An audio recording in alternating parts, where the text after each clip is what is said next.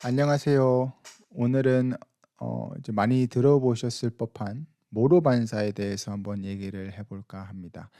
아이가 청각, 시각 혹은 이제 촉각이 너무 예민하다든가 혹은 자주 이제 별거 아닌 거에 깜짝깜짝 놀란다든가 주의가 산만하다든가 항상 불안해하거나 친구들과 사귀는 걸 어려워하거나 새로운 환경에 노출되는 걸 힘들어한다. 이런 경우에는 보통 모로 반사가 남아 있을 가능성이 높아요.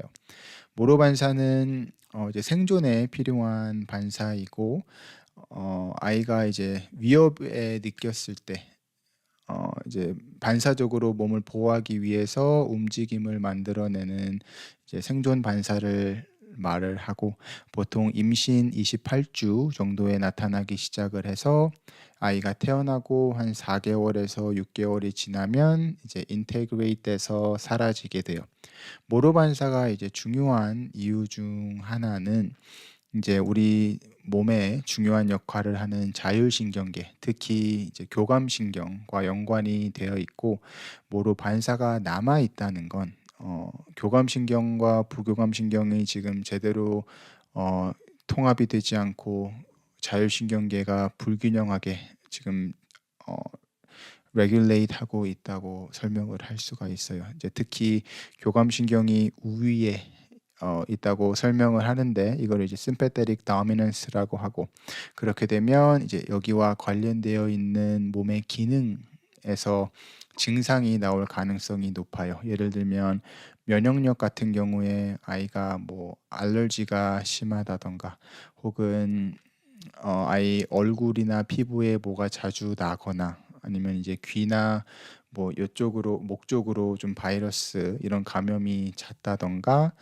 혹은 이제 소화기관 쪽 아이가 어렸을 때부터 좀 삼키는 걸 힘들어하거나, 아니면 변비가 있었다거나, 혹은 이제 쉽게 피로해진다거나, 이제 이런 증상들이 나올 수도 있고, 또 교감신경이 우위에 있다 보면 부교감신경이 제대로 된 레귤레이션을 못하게 돼요. 그로 인해서 생기는 이제 뭐 사회적인 부분들, 뭐 사교적인 부분들에 영향을 주면서 이제 아이가 조금 친구들을 사귀는데 어려워하거나, 항상 불안해하거나 산만해하거나, 아니면 이제 감정 조절이 어렵거나 충동적이거나 공격적으로 변할 수도 있고요. 혹은 이제 좀 창피한 거, 부끄러운 거를 너무 싫어할 수도 있고, 특히 이제 새로운 환경에 노출되거나 변화하는 거를 싫어할 가능성이 높아요.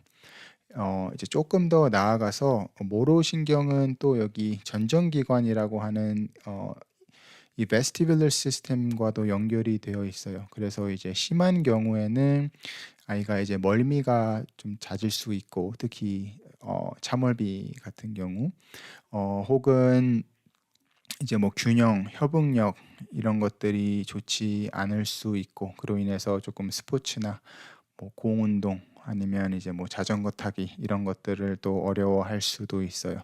그래서 ADD, 뭐 ADHD, 자폐 스펙트럼, 아스퍼거 이런 아이들의 공통적인 특징이 이제 다른 원시 반사와 함께 모로 반사가 남아 있을 가능성이 높고요.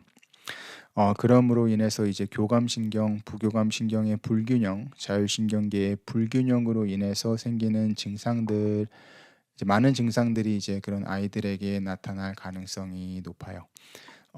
그래서 한번 증상 체크리스트 확인을 해 보시고 3개 이상 증상이 있으실 경우 이렇게 테스트를 해 보면 좋을 것 같아요. 아이 서 있고 아이 뒤에 가셔서 박수 크게 몇 어 여러 번 쳐 주시면 돼요. 근데 이때 포인트는 갑자기 치셔야 돼요.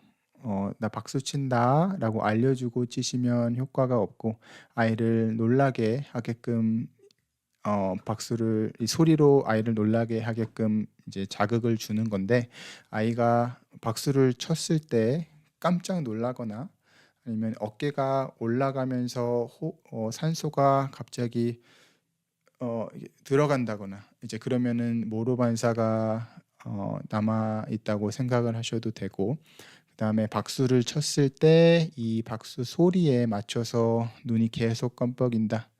그러면 요것도 모로 반사가 남아 있다고 생각을 하시면 돼요.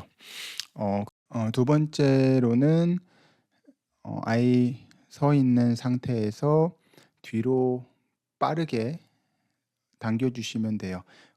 근데 이때는 아이의 몸무게를 담당할 수 있는 전제 하에 진행을 해 주셔야 되고, 당길 때 아이가 정말 뒤로 넘어질 것 같은 느낌을 주셔야 돼요. 그래서 빠르게 당기셔야 되고, 거리를 조금 두셔서 아이가 뒤로 넘어질 것 같을 때 뒷걸음칠 수 있게끔 정도의 거리를 조금 두셔야 되고, 그래서 아이가 정말 넘어질 것 같을 때 본능적으로 손이 뒤쪽으로 아래쪽으로 향해야 돼요. 근데 모로 반사가 남아 있으면 아이가 뒤로 넘어질 것 같을 때 손이 위로 올라가게 됩니다.